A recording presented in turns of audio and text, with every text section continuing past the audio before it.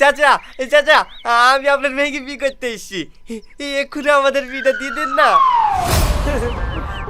অবশ্যই দেবো বাপ। আমার মেয়ে তো ছোট, একটু বড় হোক, তোমার সাথেই বিধি দেবো। হ্যাঁ চাচা, ঠিক বলেছেন, আমি বিয়ে করবো না। ছোট মেয়েকে বিয়ে করলে পুলিশে ধরে, তাই না চাচা?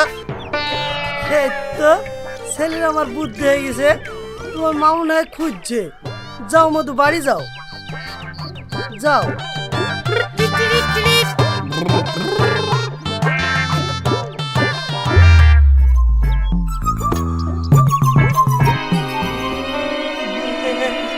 মাই, আমি তোকে বিয়ে করবো, চ আমাদের বাড়িতে চ। টনি, ছাড় ছাড়, মেয়েরা কখনো ছেলেদের বাড়িতে কি বিয়ে করে? ছেলেরা মেয়েদের বাড়িতে আসে। ও তাহলে তোদের বাড়িতে চ। হাট, তুই একলা গেলে বিয়ে হবে? সঙ্গে করে বরযাত্রী নিয়ে যেতে হবে, গ্রামের মোড়ল সাহেবকে ডাকতে হবে, মৌলানাকে ডাকতে হবে, তারপরে তো বিয়ে হবে। তাহলে চল আমরা পালে কি বিয়ে করি কি? তাহলে মডেল বরযাত্রী কিছু লাগবে না?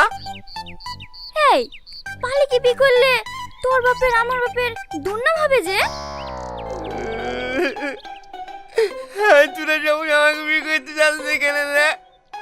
বল আমি কি অন্যায় করেছি তোদের কাছে, বল।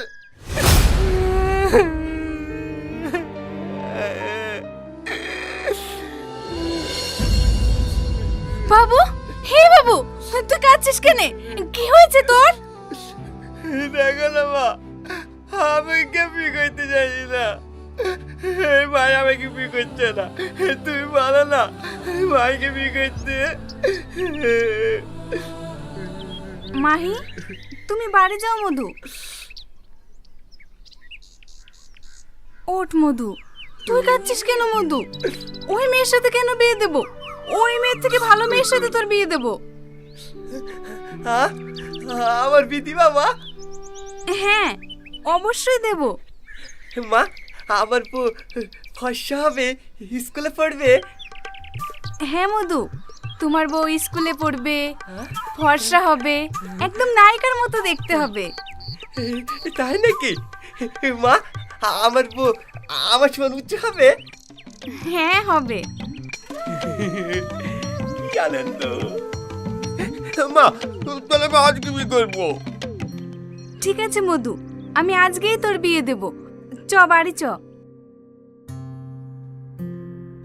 কি মজা, আমার বিয়ে হবে, কি মজা, আজকে আমার বিয়ে হবে, কি মজা, বিয়ে হবে, বিয়ে হবে।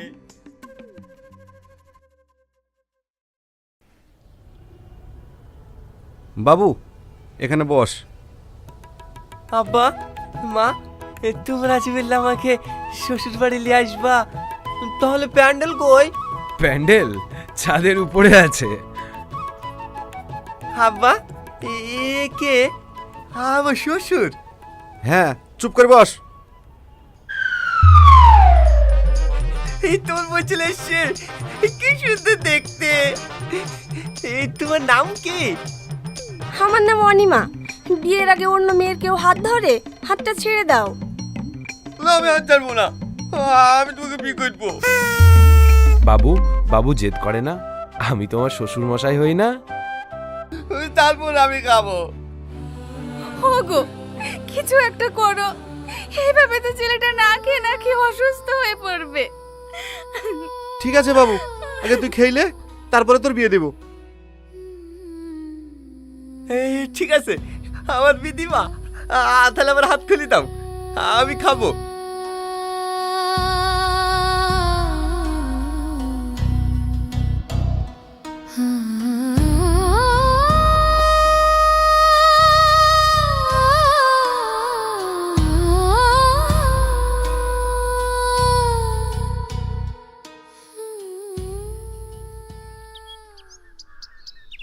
আসো আসো আসো। মা, ও মা, এ দেখো আমি চাচিদেরকে সবাইকে ডেকে নিয়ে এসেছি। কি হলো আব্বা, তুমি বসে আছো কেনে? যাও বাজারে যাও, মিষ্টি আসে গা, আমি ঝুপড়িতে বসবো যে। ঠিক আছে বাবু, তুই শান্ত হ, আমি তোর জন্য মিষ্টি নিয়ে আসছি। ঠিক আছে আব্বা। তোমরা সব দাঁড়িয়ে আছে কেন? বসো বসো। ও ভাই, তুমি এসো, ভাবি কই? তোমার ভাবি মায়ের বাড়ি গেছে, তাই আমি একাই আসনু। তোমার কোনো দায়িত্ব নেই ভাই? বাড়ির পাশে বিয়ে হয়েছে আর তুমি ভাবিকে মায়ের বাড়ি পাঠিয়ে দিছো? একটু পরেই চলে আসবে, তুই থুবড়োতে বস।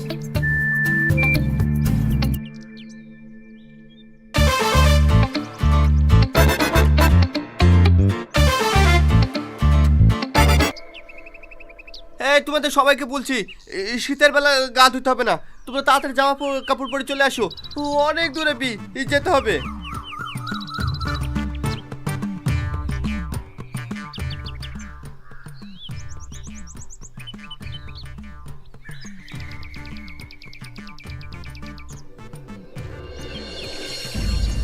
আব্বা, আমি বিয়ে করতে যাব, এখনো গাড়ি আসেনি যে, তুমি গাড়ি বলো নি? হ্যাঁ বলেছি, আসতে একটু লেট হবে। লেট হবে? তাহলে তো তাড়াতাড়ি তুমি টুকটুকি ভাড়া করো, নাহলে সন্ধ্যা লাগছে আমার বিয়ে হবে না। তুমি তাড়াতাড়ি টুকটুকি ভাড়া করো। ওই দেখ গাড়ি চলে এসছে। এই গাড়ি চলে এসছে। এই তোমরা সবাই গাড়িতে ওঠো, গাড়িতে ওঠো।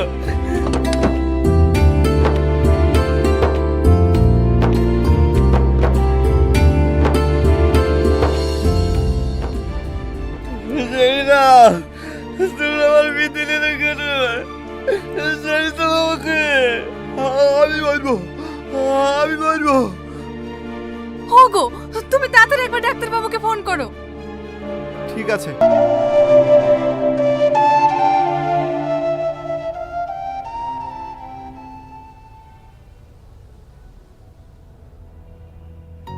দেখো সালমা, আমাকে কিছু গোপন করার চেষ্টা করবে না।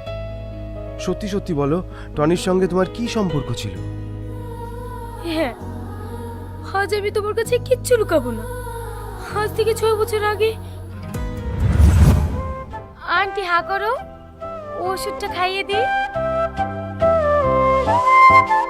তোকে নিয়ে আমার ভীষণ ভয় হয়। কেন? আমি জানি তোরা দুজনকে খুব ভালোবাসিস, একে অপরকে ছেড়ে থাকতেও পারবি না।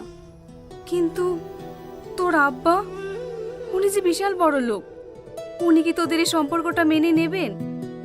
আমি যা বলবো আমার আব্বা তাই শুনবে। আমি আজই আব্বার সাথে কথা বলবো। ঠিক আছে আন্টি, আজ আমি আসি, আবার কাল আসবো।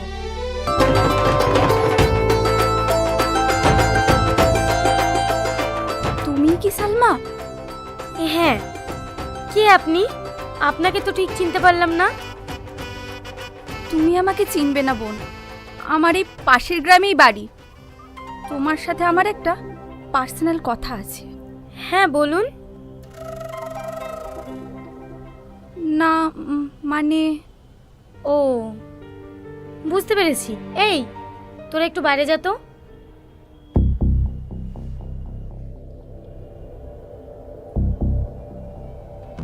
তুমি যে ছেলেটাকে বিয়ে করতে চাইছো, সেই ছেলেটা ভালো না। ওর সাথে আমার অনেক দিনের সম্পর্ক। এসব তুমি কি বলছো? হ্যাঁ, আমি ঠিকই বলছি। আজ আমি মা হতে চলেছি, তাই ও আমাকে অস্বীকার করছে। আমি ওকে বলেছি, তাই ও আমাকে জানে মেরে দেওয়ার হুমকি দিচ্ছে। না, আমি আপনার কথা বিশ্বাস করি না। টনিকে আমি খুব ভালো করে চিনি, ও এরকম কাজ কখনো করতে পারে না। আমি জানি তুমি আমার কথায় বিশ্বাস করবে না। এই দেখো মেডিকেল রিপোর্ট।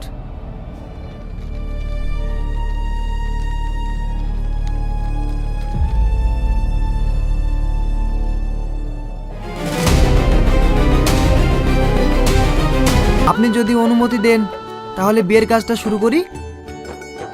না মৌলভী সাহেব, এ বিয়ে হবে না। কি বলছেন আপনি? বিয়ে হবে না মানে? ভাই, আমার মেয়ে সেই সকালবেলা পালিয়ে গেছে। আমি অনেক চেষ্টা করেছি ওকে খোঁজার, কিন্তু পাইনি। মেয়েটা যে কার সাথে কোথায় গেল আমি কিচ্ছু বুঝতে পারছি না। Tony, Tony! সেদিনের পর ও আমার জন্য পাগল হয়ে গেছে, কিন্তু ও যতই পাগল হোক আমি ওকে ক্ষমা করতে পারিনি। দেখো সালমা, যাই কারণ হোক না কেন, ঠিক আছে, তোমার যখন আমার কথা বিশ্বাস হচ্ছে না, চলো।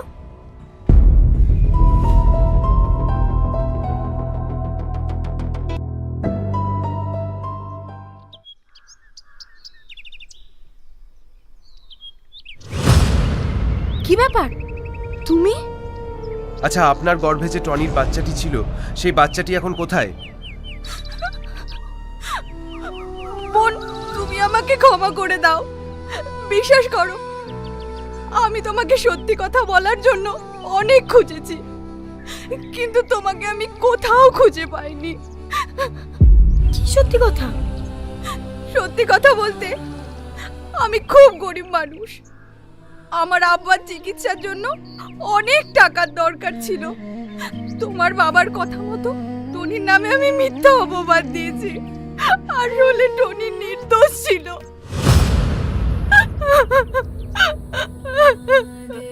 এটা তুমি কি করেছো? একটা মানুষকে বাঁচাতে গিয়ে আর একটা মানুষকে তুমি মৃত্যুর মুখে ঠেলে দিলে। ছি! সালমা, সালমা শান্ত হও, ওকে কিছু বলার দরকার নেই। এবার তো বুঝতে পেরেছো টনির কোনো দোষ ছিল না। হ্যাঁ, আমি বুঝতে পেরেছি। আজ টনি আমার জন্য ঠিক আছে, আমি কাঁদবো না, কিন্তু তোমাকে টাইম মতো ওষুধ খেতে হবে। আমি যা বলবো তাই শুনতে হবে। রাজি? এই ঠিক আছে, আমি তোমার সব কথা শুনবো। ঠিক আছে, চলো তোমাকে স্নান করিয়ে দিই, তারপরে খাওয়া দাওয়া করে ওষুধ খেতে হবে তো।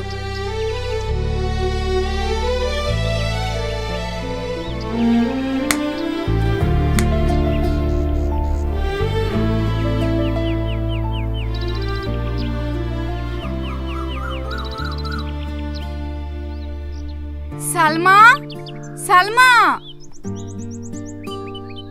এই দেখো আমার সঙ্গে খাচ্ছে না, তুমি খাইয়ে দাও।